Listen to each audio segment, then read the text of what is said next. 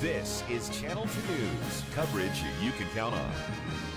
I used to think it was okay, but now I just don't think it's smart.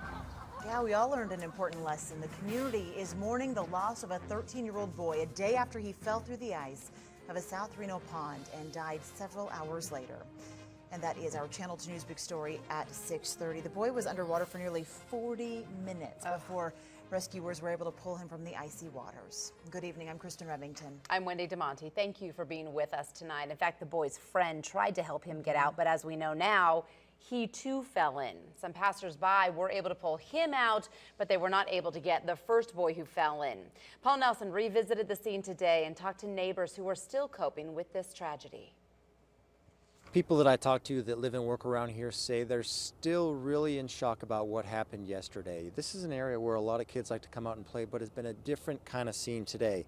Today people have been coming over and either stopping to say a prayer or have a moment of silence for the boy.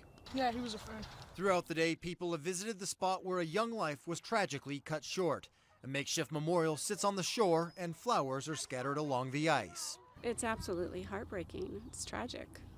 I mean, the whole community's suffering. It's a terrible, terrible loss. We cried for about an hour. A long time. We could barely sleep at night. It was so scary. Just 24 hours earlier, the Reno Fire Department worked to rescue the boy. Several neighbors had called 911 while scrambling to find a way to get the boys out. 911, where's your emergency?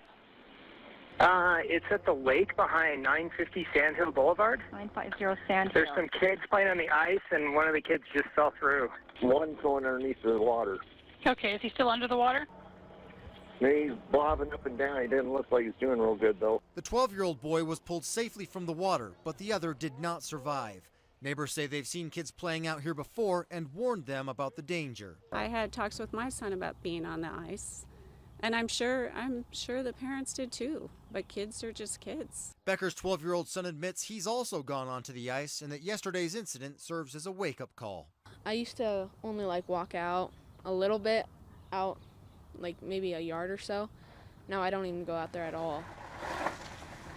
The Reno Fire Department was called to another incident today, pulling a boy from an island at Paradise Park.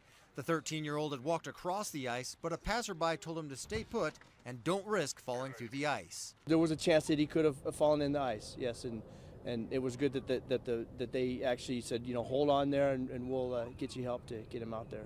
That boy was pulled to safety without injury, but firefighters say kids should stay off the ice everywhere in town because the warmer weather may make that ice even thinner. Over at this lake, it's less than 2 inches thick. Covering the big story, Paul Nelson, Channel 2 News.